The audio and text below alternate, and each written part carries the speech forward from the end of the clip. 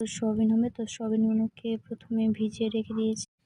কড়াতে তেল দিয়ে দিয়েছি, এবার এই সয়াবিনগুলোকে ভালো করে ভেজে নিই।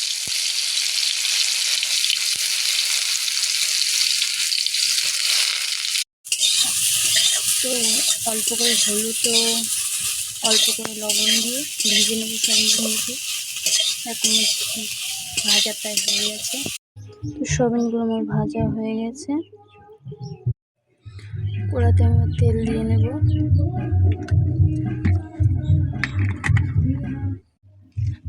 একটা কাঁচা লঙ্কা দিয়ে দেবো, শুকনো লঙ্কা। শুকনো লঙ্কাটা দিলে কী হয় বলো তো, শুকনো লঙ্কার সেন্টটা আমার খুব ভালো লাগে। দিয়ে দেবো, এগুলো ভালোভাবে ভেজে নেব।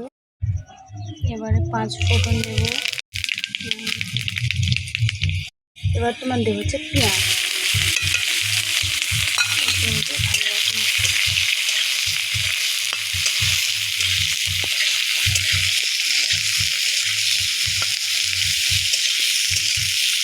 এবার দেবো আমি আদা রসুন বাটা। ভালো করে মিক্স করে নেব।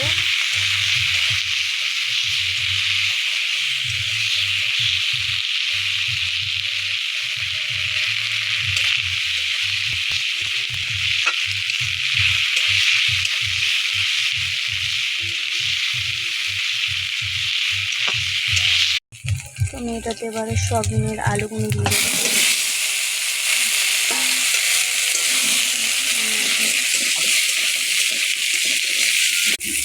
পরিমাণ মতন হলুদ ভাবে দিয়ে দেবো।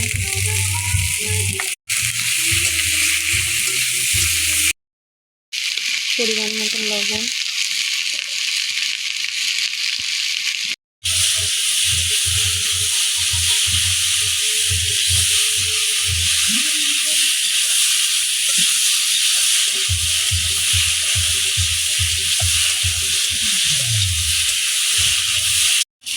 লঙ্কার গুঁড়ো।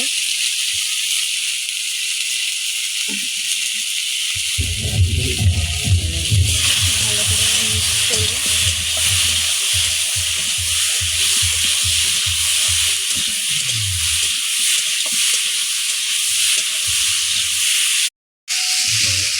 এবারে জল দিয়ে দেবো এটাতে।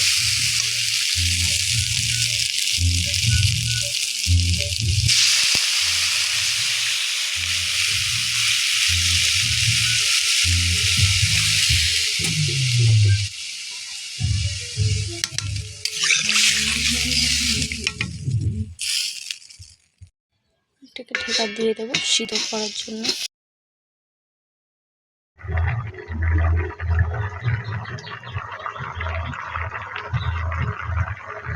তো এখন আমার তরকারি প্রায় শেষ হয়ে যাবে। দেখো, তো ফাইনালি আমার তরকারি কমপ্লিট হয়ে গেছে। কেমন হয়েছে বলো, আর যদি ভালো লাগে লাইক কমেন্ট শেয়ার করে দিও।